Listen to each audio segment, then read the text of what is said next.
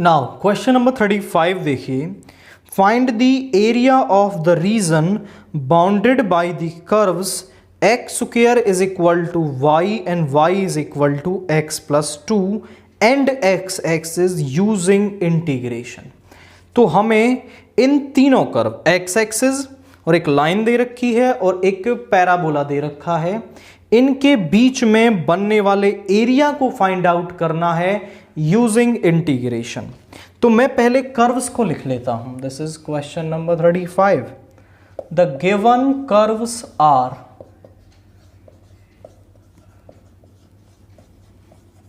वो हमें दे रखे हैं X square is equal to Y and Y is equal to x plus 2, या फिर आप इसे फर्स्ट लिखें और इसे सेकेंड लिखें।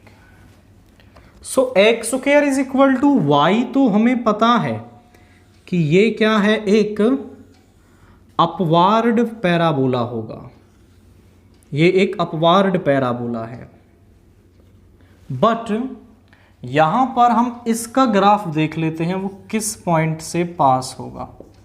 Graph of y is equal to x plus 2। तो उसके लिए हम क्या करते हैं, यहां पर जब x को 0 रखेंगे तो y आएगा 2, और जब y को 0 रखेंगे तो x आएगा -2। x आएगा -2 जब y को 0 रखा है। तो x 0 y 2, यानी कि 1 यहां पर और 2 यहां पर, 1 यहां पर और 2 यहां पर, तो 0,2 और ये -2,0। इन दोनों से पास होने वाली ये लाइन है, और हमें निकालना है आपका इस पैराबोला, इस लाइन और x एक्सिस के बीच का एरिया, यानी कि ये वाला एरिया बन रहा है। और ये एरिया भी जो है आपका 2 फेजेस में निकलेगा। कैसे?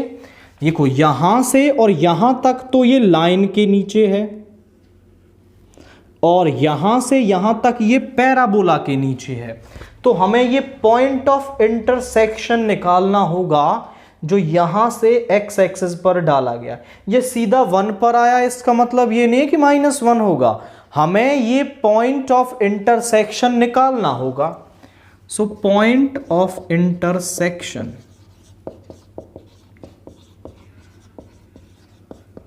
उसके लिए कुछ नहीं करना है, y को इसमें या x को इसमें डाल दो। So x square is equal to x plus 2, इधर आ जाएगा x square minus x minus 2 is equal to 0। X square is -2x plus एक्स -2 इज इक्वल टू 0।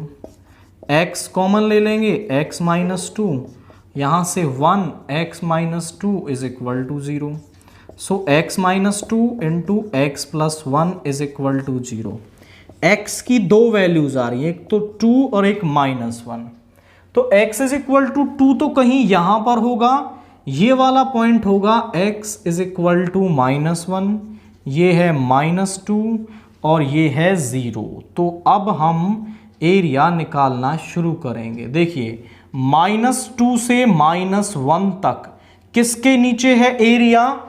लाइन के नीचे वाला एरिया। सो एरिया हम निकाल रहे हैं, रिक्वायर्ड एरिया।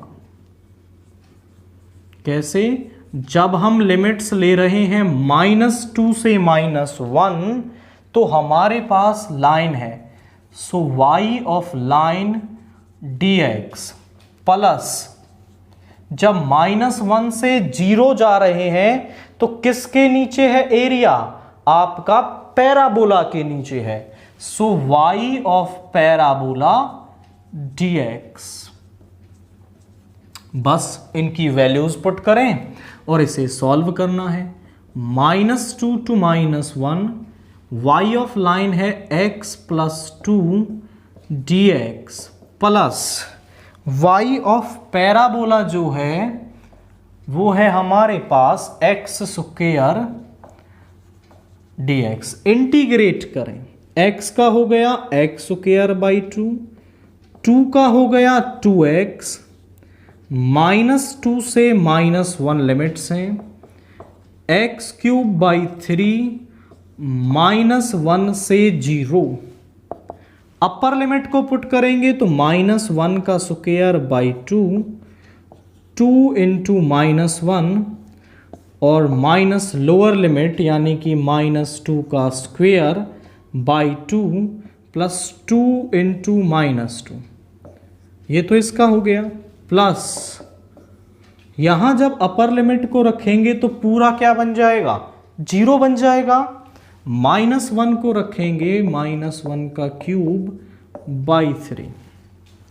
अब यहां देखिए, यहां कितना हो गया, -1 का स्क्वायर इज 1/2 -2, और यहां पे है, यहां पे हो गया हमारा -2 का स्क्वायर 4/2 -4, प्लस ये -1 का क्यूब हो जाएगा -1/3 और ये बन गया प्लस का 1/3। 2 से 2 टाइम्स 2 - 4 इज -2 और ये बन जाएगा प्लस का 2, तो यहां से आया 1/2 -2 प्लस का 2 1/3, ये कैंसिल हो गया। यहां पे इन दोनों का एलसीएम लेंगे 6, 2 3 जा 6, 3 2 जा 6, तो 5/6 स्क्वायर यूनिट्स। तो इसका जो एरिया है वो हमें क्या मिल रहा है, 5/6 स्क्वायर यूनिट्स। तो ये काफ़ी सिंपल था, बस पहले हमने इन ग्राफ को प्लॉट कर लिया, फिर इनके बीच में जो एरिया वो पूछ रहा था वो हमने निकाला, और फिर हमने इसका पॉइंट ऑफ इंटरसेक्शन निकाला, और यहां से यहां तक लाइन के नीचे का एरिया, और यहां से 0 तक आपके पैराबोला के नीचे वाले एरिया को हमने ऐड किया है, और हमें रिक्वायर्ड एरिया यहां पर मिल गया है।